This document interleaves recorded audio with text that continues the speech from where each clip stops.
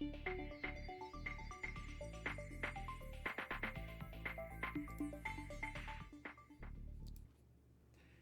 everybody, how are you? Good to see you again. And what you just heard was some airplane noise apparently. Well, not really. That was actually just our audio. I do want to double check. Is everyone able to hear? Because we just changed up our audio connection. So quiet. I see some people are saying that the sound is too quiet. We can try to adjust. Hang on. So if I turn this up, is it better? It's still too quiet, quieter than usual. I'll fix that. One moment, please.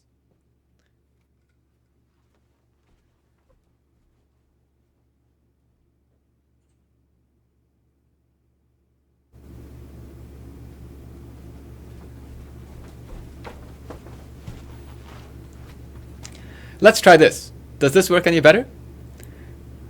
Loud. Is it? Ooh. 1 second.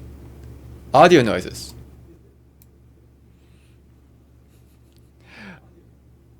I feel like I'm playing one of these, like this Goldilocks and whatever story that was. Just a second. Let's try this. Okay, we'll keep adjusting this. Oh no, a bit too loud. How is this now? How is this now? Here's a question. This is good?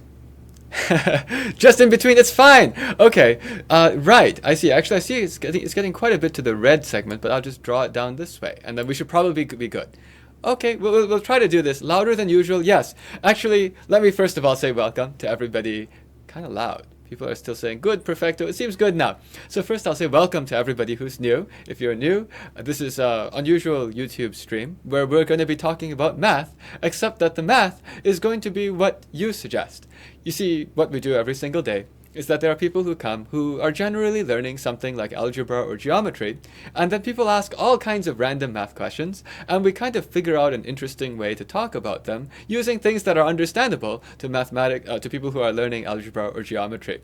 But it's going to be very different from the usual math class that you're used to, because this is not something where I have content that I'm preparing to tell you. Rather, I want to know what you're interested in.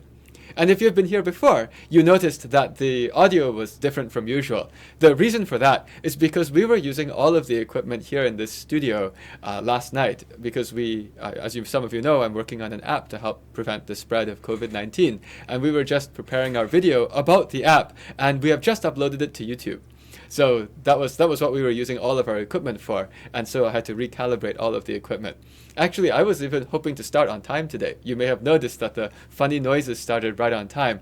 The only thing is, like, when it finally came time to press it, I realized that, oh no, we had actually set some of our things to amplify too much. Oh, where's the video? You know, we can share afterwards. What's the best way in order to share with everyone? That's a good question. I guess it's funny. We are on YouTube and we're talking about what's the best way to share a YouTube video.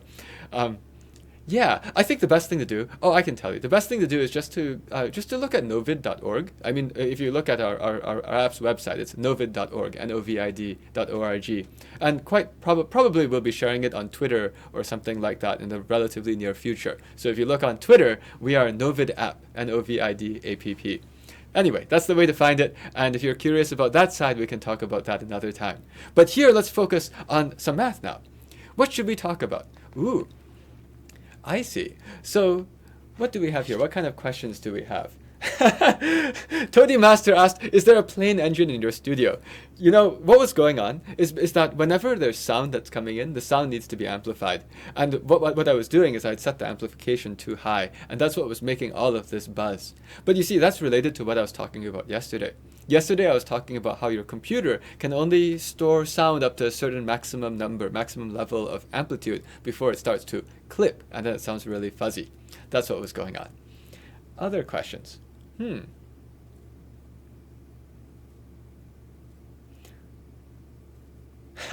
Okay, so there's somebody who asked, what are the uses of ratios? I think they're useless and makes no sense. All right, let's talk about some ratios, right? Some uses of ratios. Well, let me tell you something that I was using ratios for. And it has something to do with sound also. As you know, Novid is an app that tries to find out whether someone else is close to you to see whether it could that you could have gotten COVID-19 from them. How do we do that? Well, we use sound. We actually have the phone play a sound, and the other phone has to listen to hear the sound. And if it hears the sound, then it says you're close by. Actually, we do more sophisticated things than that. We also go and see how long it took the sound to travel. However, when you're going to do something like that, you want to know how loud is the sound that we just played compared to the normal sound. What does that mean? Well, if you imagine what the normal sound looks like, you could almost imagine that there's a graph. I could imagine a graph where over here, this represents time. And maybe over this time, let's just do something really simple. This is not exactly what we do, but this is a much simpler version. Pretend that we're doing something where the deal is, at a certain time, I'm just going to clap. Actually, I don't want to clap. It will blast your ears. But it's just like, I clap. Pretend there's a clap sound. Okay, so there's a clap. And when there's a clap, then, at some point, the other person hears the clap. But if you think about time, and suppose there's like a loudness. Let's make the other axis loudness. What would you actually expect that graph to look like? Would you expect that graph to look like this, where it's 0 loudness until suddenly, boom, clap, and then 0 loudness again? Is this what you'd expect the graph to look like?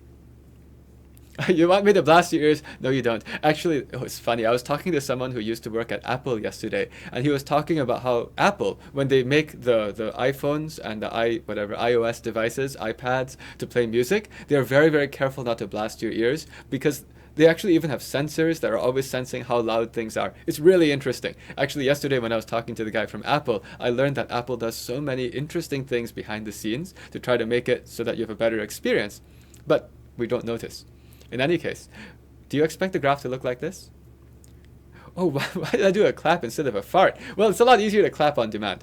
All right, anyway, so as we keep going on here, right, do you expect the graph to go for the sound of the clap and the loudness? Do you expect it to go like flat with 0 sound and then suddenly boom for the clap? Is that what you'd expect or not? I'm curious.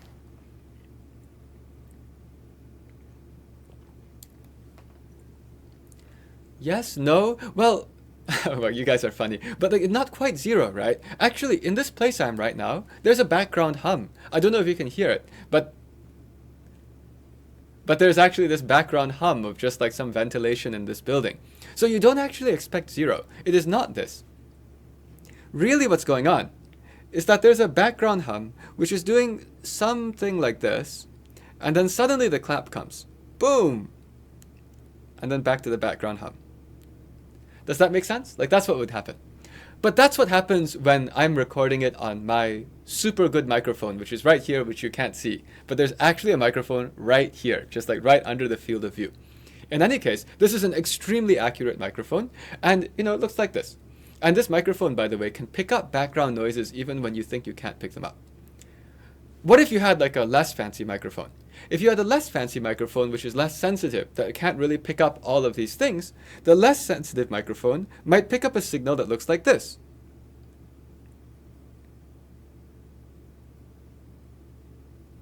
Actually, I probably drew it not quite right. Let's try again. The other signal that the other one might pick up might look something like this.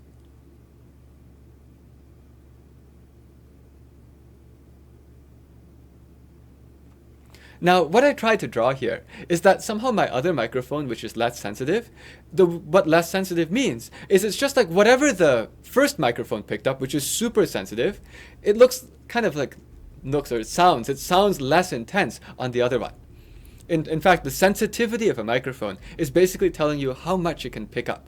For example, the microphone that we're actually using for recording this live stream that's right here, this microphone is such that when it's on, if there's somebody all the way on the other side of the office and that person just like turns in their chair and the chair goes creak, this microphone picks it up. If you put the headphones on, you can hear this tiny little creak.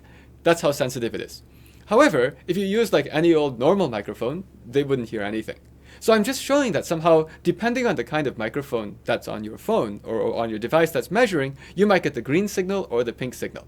Why is this relevant? The question somebody might be asking: what's a good use for ratios? Oh, by the way, Luke Wang says, doesn't a good microphone avoid background sounds? Actually, no. What a good microphone does is it records everything, and then afterwards you go and use math to go and get rid of the background sounds. Does that make sense? Like the point is, it's better if the microphone gave you all the information that it could possibly pick up. And then you use math to go and cancel out those parts that you don't want. And that's actually a lot of math involved in how you actually pull that off. So a really good microphone picks up everything. And if you actually get one of those really good microphones and you listen to it, you're like, I just didn't realize I could hear so many things. Because you see, you basically take that microphone and you can crank up the volume and suddenly you can hear someone all the way across. And actually, if you think about it, that's what all those spy movies want anyway, right? The spy movies all want a microphone that can go and pick up some distance super far away and listen to it. Oh, I'll tell you a spy movie thing in a moment. But anyway, back to ratios. What's the question? Jiang Michael, the question is, what good are ratios? Well, here's an example. You see, because suppose I'm making a smartphone app, and suppose the smartphone app is supposed to figure out when the clap happened. How would I decide what to do with the clap? Would I just go and say, a clap happens whenever the loudness level is beyond a certain line? You see, that's what you can do in a program. A program can say, find the loudness level. It's a number.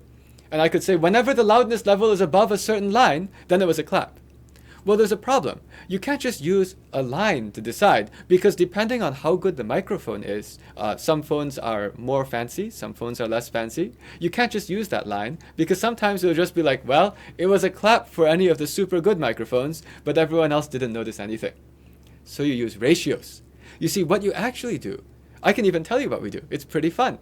We look for a region that has like a really, really high peak when I compare that as a ratio against the median of all of the things that I've measured so far.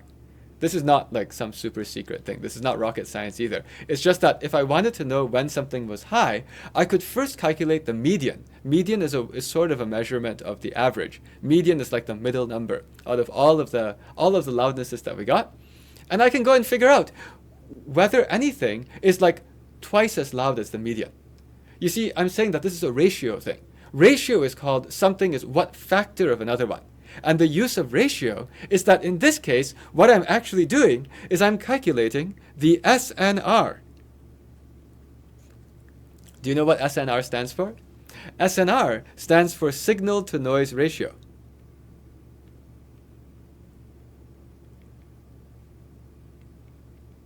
And when I use the signal to noise ratio, then I'm basically asking whether there's enough signal as a ratio of the noise. You divide them. And so this is in fact one of the biggest uses of ratios, and it's something that I was just using yesterday as we go and try to program our app. I hope that helps to explain to you why ratios could be useful. Here it shows exactly, you cannot just use a line. You cannot just go and say when the threshold, that's what it's called, when the loudness passes a certain threshold, then that's a clap. No.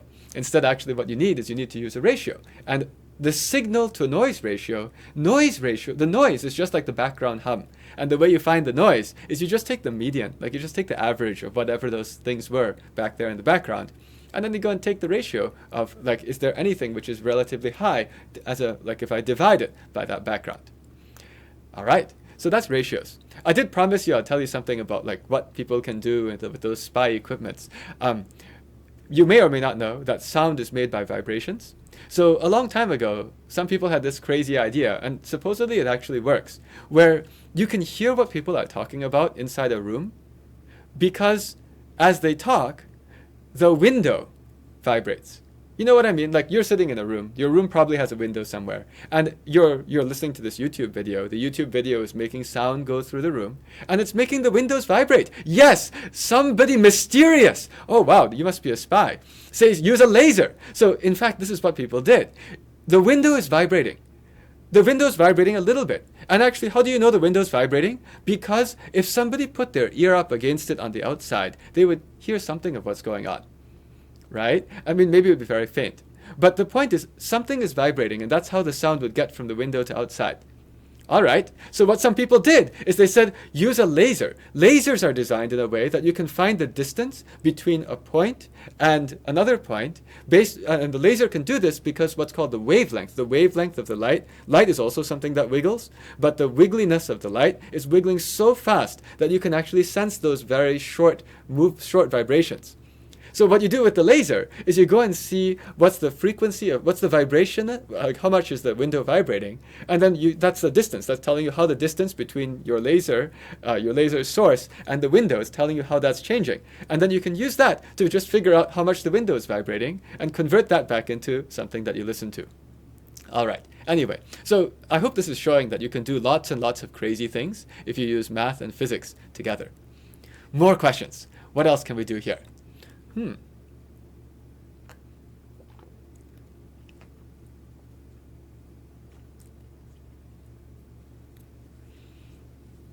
Oh, that's cute. Philip Neller asks, what does the opposite of noise sound like? So noise is a funny thing. Actually, noise is generally a signal that has no structure. Noise is usually an unstructured signal. Unstructured generally means there's no frequency to it. It's not like it's singing. And it's actually a lot of different frequencies all mixed together. That's actually what noise is. And that makes sense, right? Like noise is called, you dropped a huge bag of random pots. Who carries pots in a bag? I don't know. But you have a big bag of pots and they all crash on the ground. And they're all making all these different frequencies of vibration. And since they're all making different frequencies, it's sort of like an orchestra where everyone's playing a different note at the same time. That's noise. So I would say that the opposite of noise, the exact opposite of noise, is a pure signal. So a pure signal is something which is just a simple vibration that has one frequency. If you search Google for tone generator, then you can find things that generate pure tones. And these things that generate pure tones, it's a funny thing, you'll listen to it and you'll say, this sounds pretty awful also.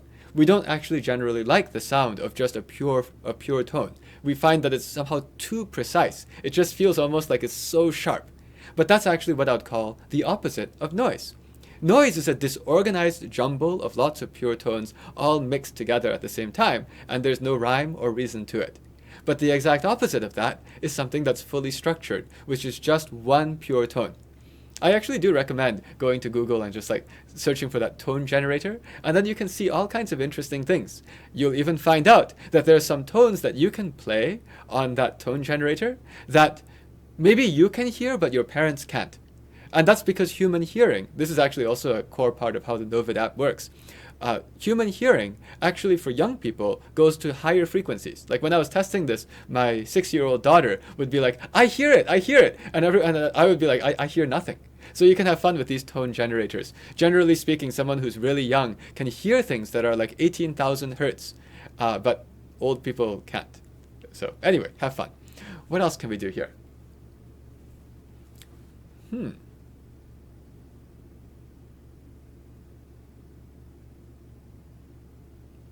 So I'm looking at these different questions. Somebody asked, can you explain how 0 to the power 0 is 1? We actually talked about this in an earlier live stream. And actually what we talked about was how 0 to the power 0 is not defined. There's not a good way to define it. In a nutshell, we were basically saying anything to the 0 is 1, right? 5 to the 0 is 1. 100 to the 0 is 1. And 0 to the anything is 0, right? 0 to the 5 is 0. 0 to the 6 is 0. 0 to the 100 is 0. That's why it's not 1. It's 0. Or should it be 1 or 0? Well, it turns out it's just undefined, right? It just turns out whenever you have something with lots of different possible values, there's no consistent way to define what it is. My ears are dead after you took my advice. Oh no! So you actually went to the tone generator and started playing some 18 kilohertz tones. Yeah, I should probably have warned, don't do it with headphones on. Oh no! Don't try this with headphones on. If you didn't get the warning early enough, I apologize. But don't go and play the tone generator with headphones. It can hurt. Okay. Oh my gosh. Oh yeah, I should actually have said when we built the Novid app, we actually programmed something into it so that if you have headphones on, we make sure not to play the sound. So yeah, headphones. Please don't. All right. What else can we do here? Ranjana Jha asks how to remove fear of mathematics. I think that the way to remove the fear of mathematics is just to understand how each step works. I'm also afraid of things if I don't really understand how it works. I think fear generally means, here's something complicated, and we don't know what to do, and we don't even understand why we do it, but we just kind of do it, and it seems to work. And you're afraid because you don't know if you are allowed to do this addition or subtraction. You don't really know, right? But if you understand, it's actually very, very comforting. And actually, that's also what I enjoy about computer programming. It's like if you look at a very complicated program, at first you say, I don't know what that person wrote in all of this source code, like the C++ or whatever you use to write Java or whatever you like, right? You look at that and you say, I'm scared. I don't know what's going on. And then you sit down and you understand every little piece of it. And after a while, you feel good. And you feel like, I know how to control this. All of us people, we enjoy control. We like to have control over our lives, control over the environment. And so the way to be not afraid of math is just to learn how to have control over the math. That's why with all of these daily live streams, I've always tried to dig into like why things are true, as opposed to just telling you, whenever you see this, do it that way. More questions. Michael Dong says, my brother is watching this. He is 1. That's cute. Hi. Okay, what else do we have? Oh, interesting. Amy Fan asks, can you predict the next time that the volcano on Hawaii's Big Island will erupt? That's a good question. So now, I've talked a little bit before about predicting these natural disasters, right? And the idea is that you generally like to go and see, is there some repeating pattern? If there's a repeating pattern, for example, I have a graph here, right? Graphs are useful. If you go and say, we have this, here's the time. And if what I do is I say, let's just note when the eruptions happen. Why do I have a graph? Well, at first it won't be clear why I have a graph. Because eruption is like, it erupted or it didn't. So I'll just first do something like this. It's like, bam, there was an eruption. Call that an eruption. Another eruption. Another eruption. Another eruption. If you see something like this is not a graph. This is just a bunch of lines, just a line with a bunch of dots. And you'd use this to notice whether or not it seems like the eruptions are periodic. You try to see, like, is the difference between times of the eruption? Does it seem like it's the same amount of time every time? Well, how would you do this? Well, one way of doing this is you could potentially go and say, let's use 2 axes, right? Here I just drew them here. Here I just drew them as dots. But what I could also do is I could put the other axis is which time. Oh no. So there's time and there's which time. What do I mean? I don't mean which is like wearing the hats and riding on brooms. I mean which, like WHICH. I mean like which number time, right? So this thing over here is like year. Maybe let's do that. Year.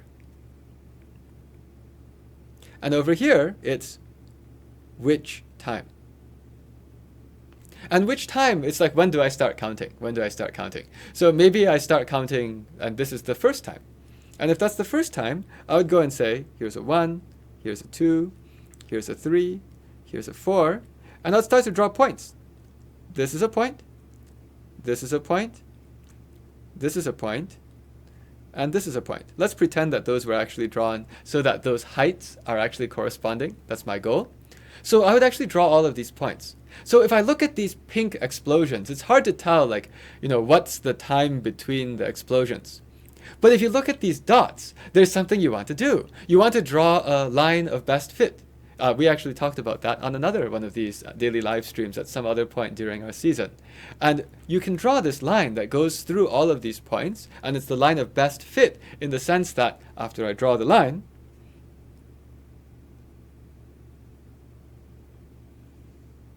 when I draw the line, if I take these differences, vertical differences between the line and the dot, and you add up their squares, it's minimal.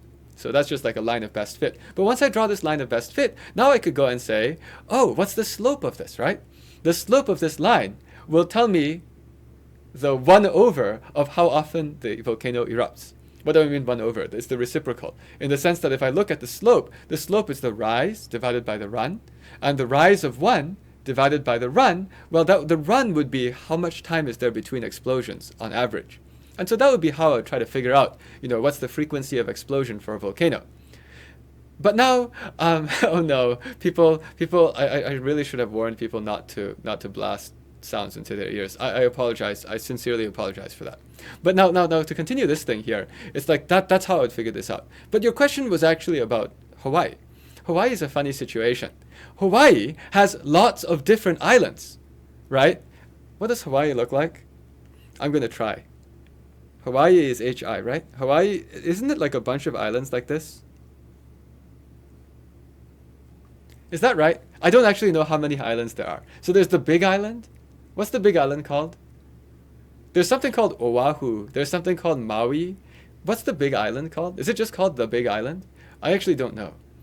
So if somebody here is from Hawaii, you can tell me. But anyway, there's like a bunch of islands. So if I look at this bunch of islands, does anyone know the science behind which, like, why is there a bunch of islands and why are they smaller over there than over there?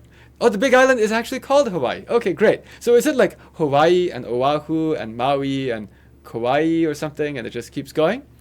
So, yes. So the deal is that, oh wow, okay, so I actually sort of know these islands, but it's just like there's this chain and they get smaller. Because volcano area, tectonic plates. It's because actually there are tectonic plates. The Earth has a lot of these plates that are moving around. And there's something called a hotspot, which is causing the volcano to erupt. And what's going on is that this plate has been moving and the hotspot has been in the same place. And as it's moving, the hotspot occasionally erupts up and, you know, it erupts a huge amount of stuff and that goes and makes an entire island. That's like a ton of stuff to erupt out, right? Now, does anyone know why they get smaller over there and why they're bigger over here? Does anyone know why some of them are smaller?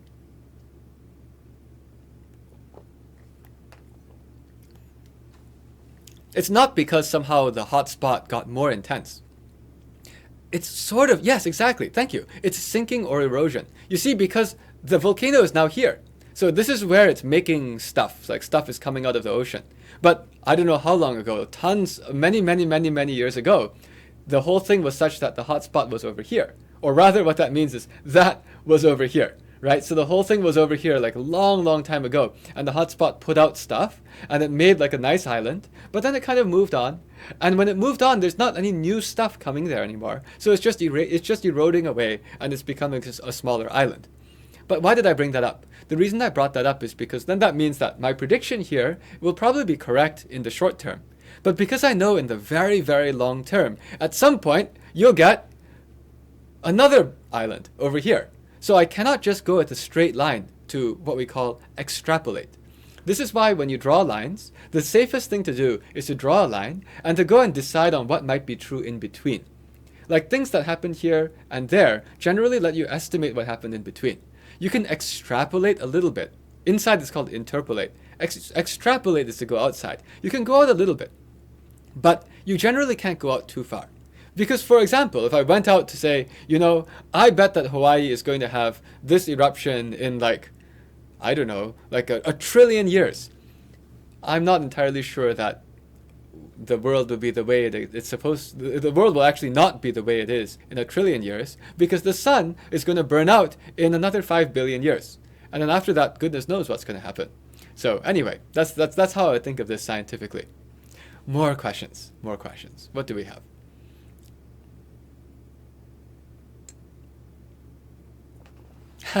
That's cute.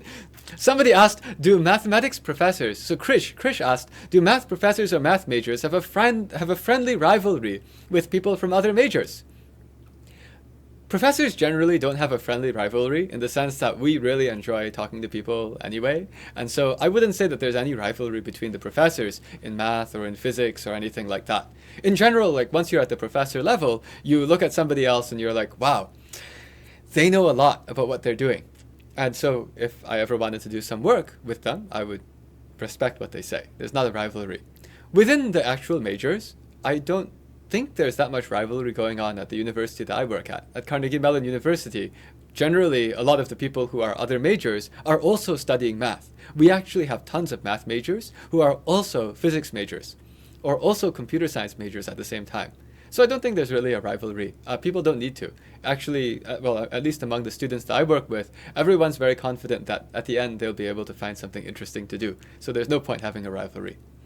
Other questions? Oh no. Okay. Somebody has asked, right. Oh, that's cute. Let's do this one. So I see a math problem. Martha Nayandenga has asked, how do you determine the last two digits of 2 to the power 2020?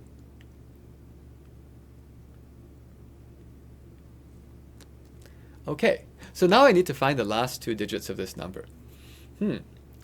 I think this is an interesting puzzle because I have to think a little bit to try to see what the answer is. I'll tell you that there's a few different ways I might choose to approach this. Oh yes, the last 2 digits. And I see people already are interested in ideas. Last 2 digits. So if I look at this, I already know that there are some ways I can do this, but those ways are a bit more sophisticated and use number theory, right? So now the other question is, can we try to find something that might be easier to use to try to figure this out? For the last 2 digits, I guess we can try to look for a pattern. That would be one of the first things to do. And indeed, Debbie Math, is that right? I can't read exactly, but like somebody says, you know, maybe we can do mod 100. That's how I would do it in the full theoretical way. But let's go and try. Let's go and try. Oh wow, somebody else has a really clever idea. Winter Rain has a great idea that could save us time also. Winter Rain says this is also 1024 to the 202. Maybe we'll do that. Well, let's try a bunch of different ways. And this is Winter Rain's idea. This is 2 to the power 10 to the power 202. And Winter Rain happens to know that 2 to the power 10 is 1024. And I only have to raise that to the power 202. And if I only care about the last 2 digits, I really only need to worry about 24 to the 202. But first, let's go and see if there's a pattern. Let's try to find a pattern with just the normal last 2 digits, if I look at powers of 2. The reason I want to try to find a pattern there first is because I happen to already know a lot of powers of 2. And the reason I know a lot of powers of 2 is only because I did a lot of computer programming. And here are some powers of 2.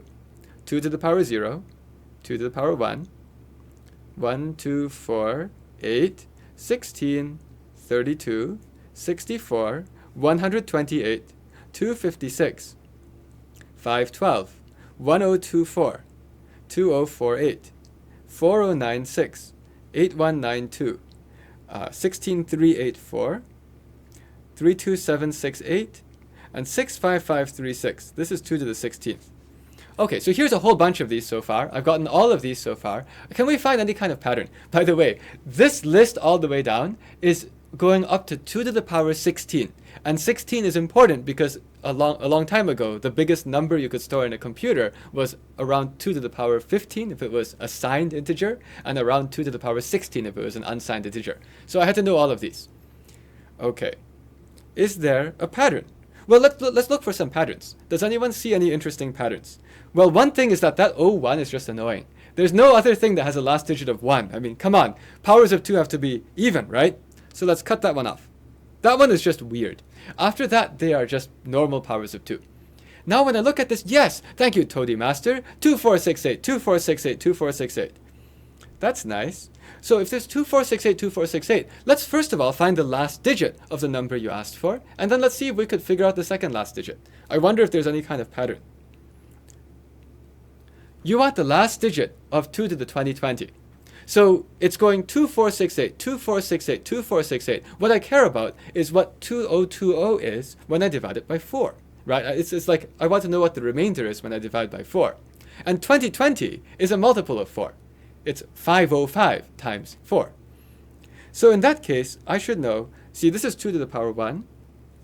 This is 2 to the power 2. This is 2 to the power 3. And this is, ooh, that's an ugly 3. This is 2 to the power 3. And this is 2 to the power 4. So what that means is that the last digit is going to be a 6. Are people happy with that? The last digit of 2 to the power 2020 is definitely going to be 6, because 6 is what happens every 4. So I now know that the last digit is going to be 6. Let's circle these. Now I'm looking at the digits that come before them. I see 1, I see 5, I see 9, and I see 3. Now there's something interesting here. If I want to know the next number in this sequence, like if I want to know what's under the 36, I don't actually need to know what was before it. It's not so important that it was 65536.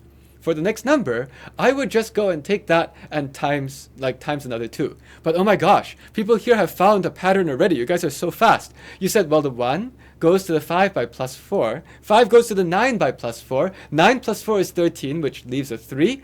Oh my gosh, so the next one's probably 7, right? And after 7, you loop back around to 1. And in fact, there's a reason why it eventually loops back around.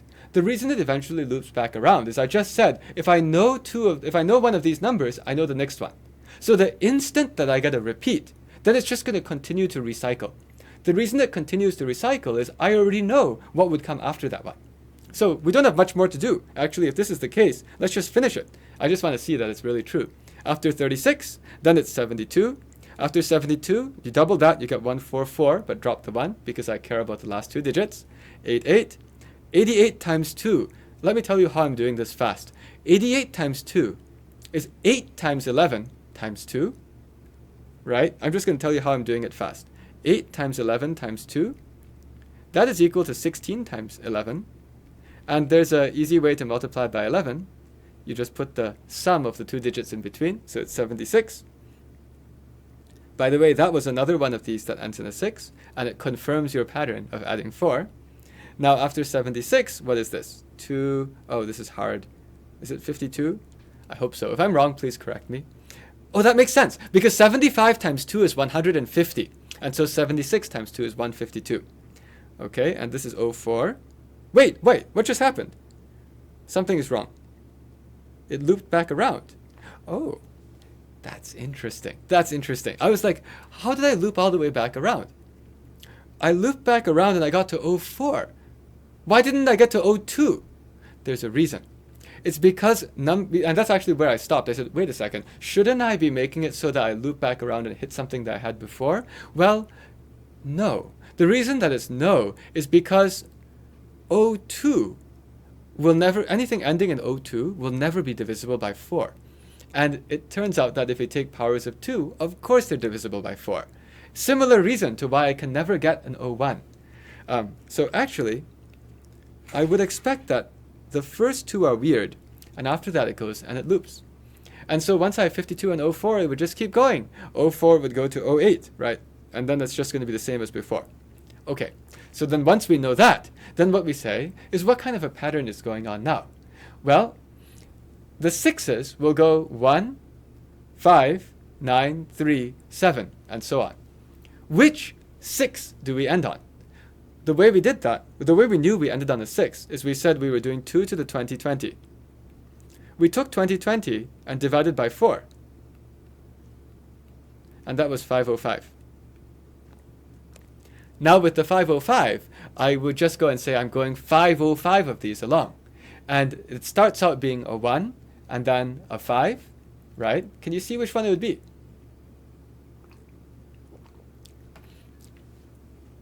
It's going to go with the 1, the 5, the 9, the 3, the 7, and it's going to go back to the 1. Oh, I should just, even for completeness, I should write that down. It goes back to the 1. See? So it's just going in this pattern of every 5 things, every 5 things, every 5 things. Yes, isn't there 5 repeating? There are 5 repeating. The way that this goes is it's repeating between the 1, the 5, the 9, the 3, and the 7. And I want to know which one is the 505th. Well, that's easy. 505 is a multiple of 5. So it should be this one. So that tells me that the answer should be that the last 2 digits are 76. Is that right? Is there anyone here who has access to Wolfram Alpha or something else who can do the 2 to the power 2020 and tell us? If somebody can tell us, if you can just go and paste in that 2 to the 2020, we could figure out what it is. Yeah, it's right. Thank you, Andrew Chow. So that's how you could do this particular problem. It is 76. This is also showing that you don't have to be scared of brute force. Actually, maybe this is also showing that kind of knowing powers of 2 out to here is not bad. And those are useful. If you ever do computer programming, you'll see those all the time. Even though I said that, today we don't, even though I said that a long time ago, people worried about 2 to the power 16, today actually it still comes up if you're ever doing anything with sound.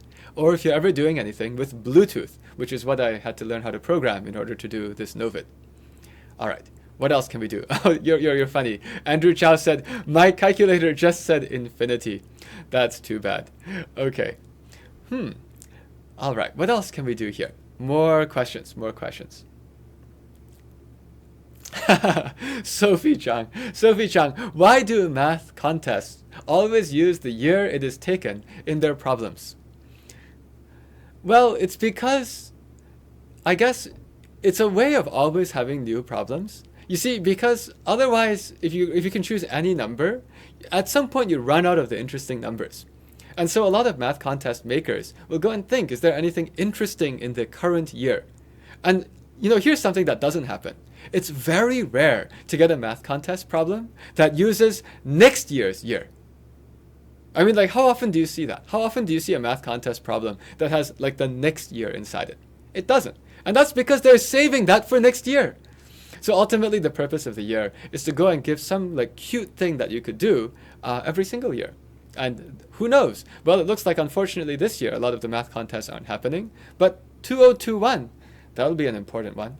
Wow, 2021. That's like a number and the next number. Like 20 and 21. That's kind of cute. There will probably be some problem about that. All right. Wow, Sin D asks, who else is from Singapore? We have people from Singapore here tonight? That's wonderful. Hi. Okay, what else do we have here?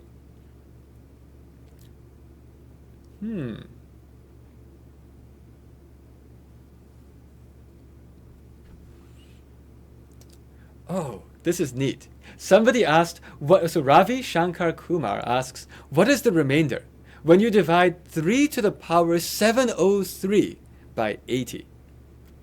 I like this one. So Ravi, you asked, what is 3 to the power 703? What is the remainder when divide by 80? I was actually just filming this number theory course for the Daily Challenge, our online course series, a while ago. And so these kinds of questions are really cute. When I look at this, I'm like, I see what that contest problem writer was thinking of. All right. If you do this problem, there are 2 ways that I can think of right away. One way is, well, I can think of 3 ways. One way is brute force. Just go and look for a pattern. If you do that, you will find a pattern, because Skylar Schwer points the other interesting way. 3 to the power 4 is 81. You see, whenever you look at a number like this, you should say, why did the person think of these numbers? Who in the world would ask about 80? 80? Like last 2 digits, I understand. That's like mod 100. And I understand, last 2 digits are very natural to ask. But 80? Who would care about 80? Unless it's important that 3 to the power 4 is 81. So let's first go and take this and turn it into something that's related to 3 to the power 4. I want to go and take 703 and find out how to divide it by 4 and have a remainder. 700, any 100 is divisible by 4. So what's 700 divided by 4? This is 3 to the power 700 times 3 cubed. 3 to the power 700 is 81 to the power 700 divided by 4. What's 700 divided by 4? If I want to divide a number by 4, I guess I could do it. It's like, what? It would be some multiple of 25, right? It's 25 times 7. That means it's 175? Maybe? Is that right? Oh, good. It is 175. Thank you very much, Lin Zhou. Yes, and actually, you can see how I just did that. I wanted to know 700 divided by 4, and I said 100 divided by 4 is 25. So I just need to know what is 7 times 25. And that was how I did this.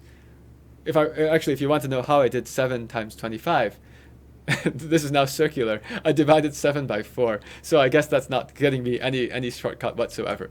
Okay, anyway, however you do it, you get 175. Now, why is this important? Times 3 cubed. If I care about what the remainder is when I divide by 80, what does 81 do?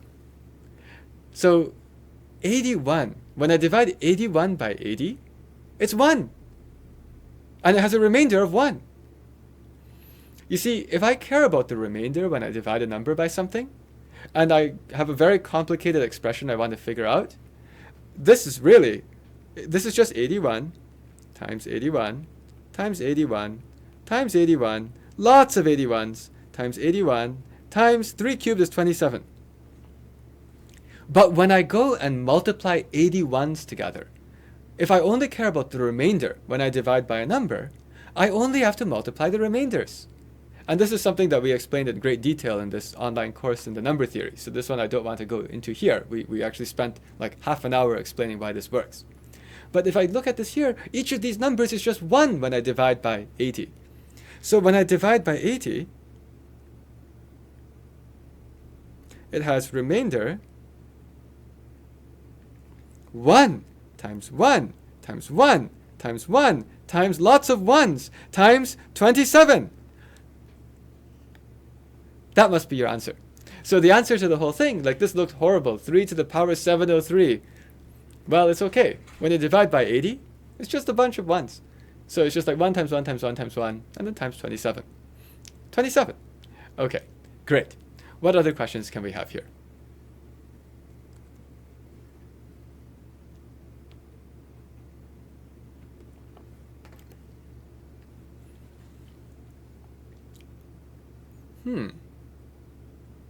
Oh, interesting. Somebody asked, what does it take to get into the US National Math Olympiad team? I can answer that one quickly. That is just what you do by taking a bunch of contests. In the United States, we have something called the AMC, AMC 10 and AMC 12. In middle school, there's something called the AMC 8, which elementary school students can take also.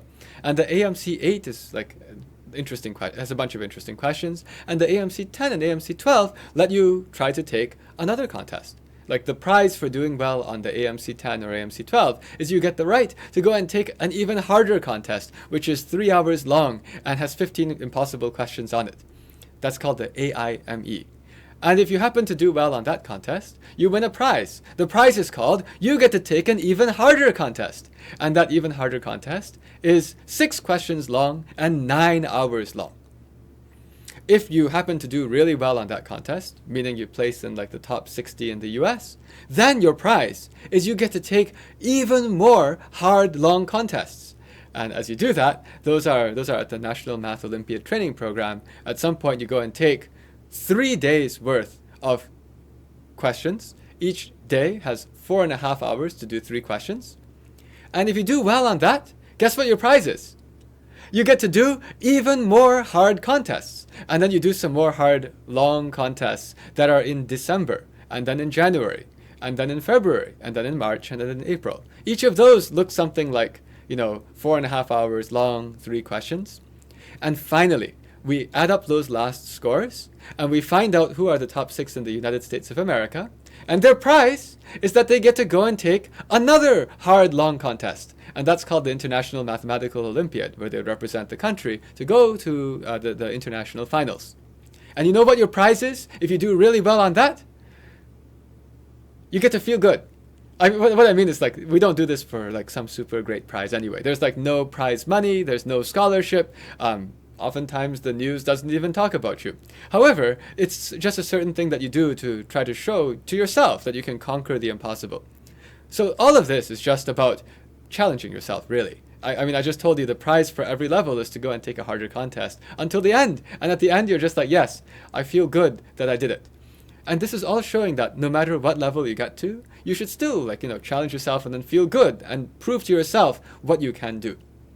Okay, next questions. Oh, AC says, well, universities will care. That's sort of true, but it's not 100% true.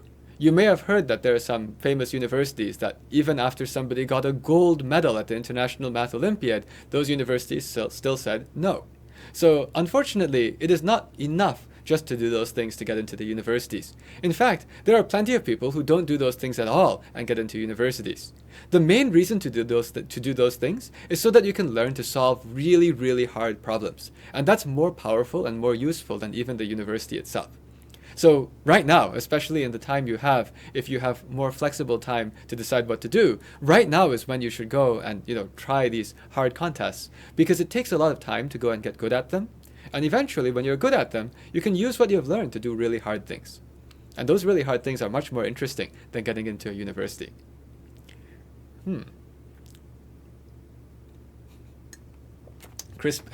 Christmas Warrior says, no matter how good you are, there's always someone better to crush your dreams. Yeah, that's if your dream was that you needed to beat them. On the other hand, it's sometimes great to join forces with people who are better than you. In fact, what I always try to do is I always try to find people who are better than me to work with. That's actually my standard. If I can do it, that's no big deal. Not that it's no big deal. It's like I could already do it. I need someone who can do things that I can't do. And so it's not that those people are all there to crush your dreams. You can make dreams together. You can go and try to build things together. What else do we have here?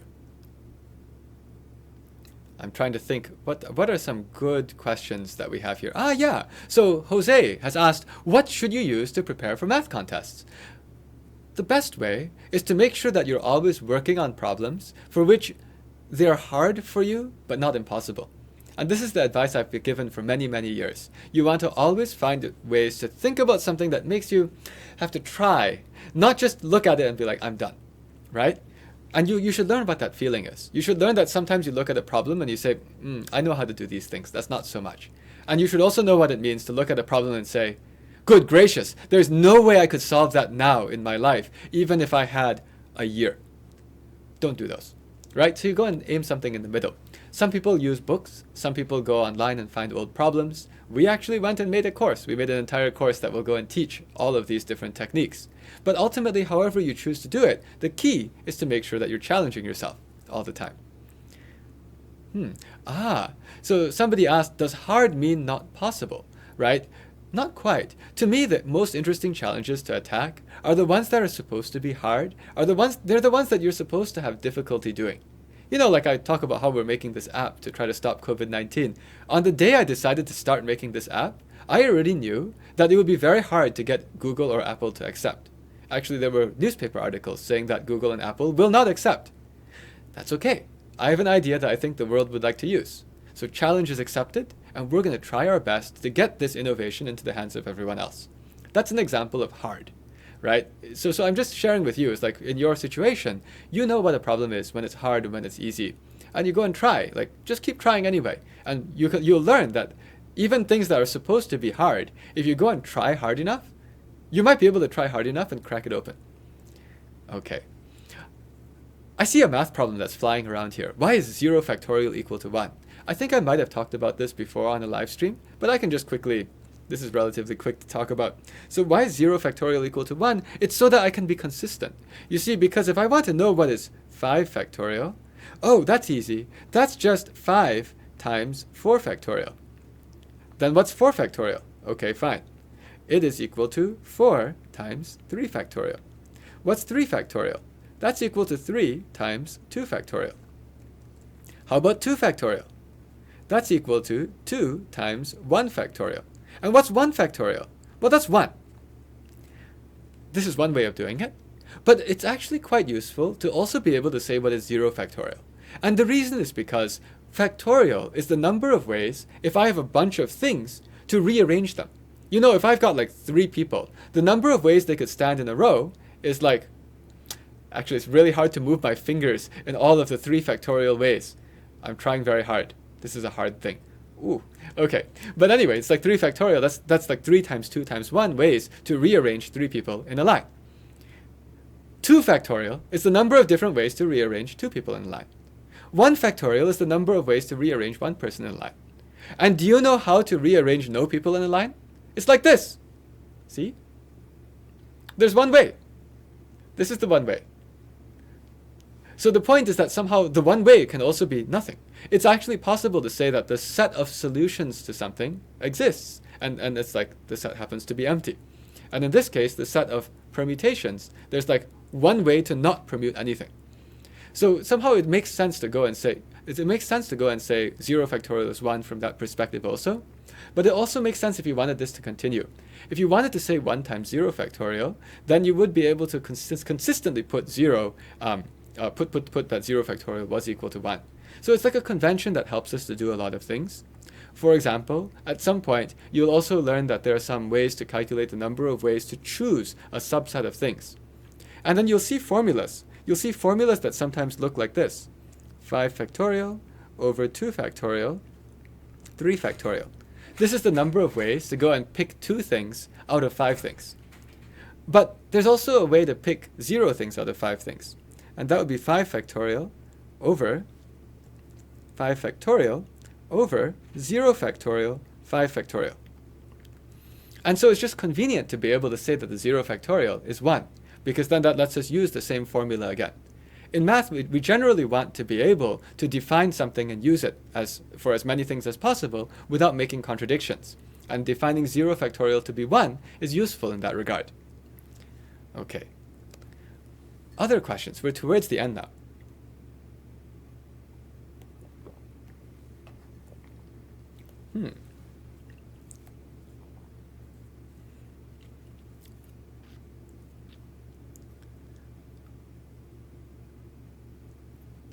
Right.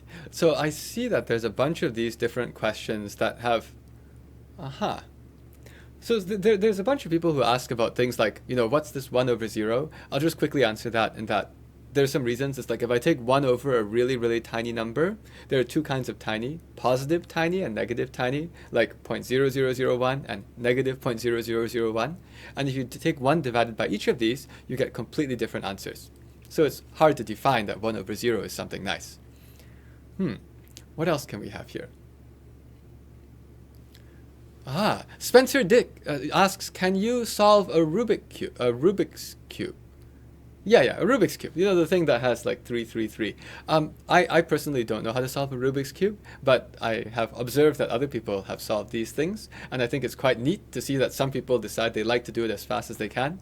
When I went to college, one of the people that went to the same college as me was on TV because he was one of the fastest people in the world at solving these Rubik's Cubes. But I personally never bothered to learn, in part because to me it was like, well, there's a method of doing it, and what I enjoy doing personally is I'm the kind of person who enjoys coming up with a new way of doing things my own way, and so I just never went into that. I told you. That's right. So some people have already heard that this question was asked. That means that you guys have actually watched a bunch of these live streams. Oh my gosh, we had 256 just now down here, and 256 is 2 to the power 8. What else can we have here? We're down to the last minute. Right. Okay. So I'm trying to see what's a good one to end this with.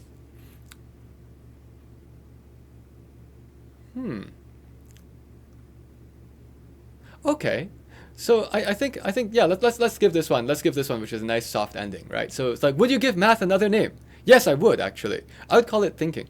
And some of you may have heard me say this before, but I really do think that the interesting part of math is the thinking, not the memorizing, and definitely not just the repetitive practice and the speed.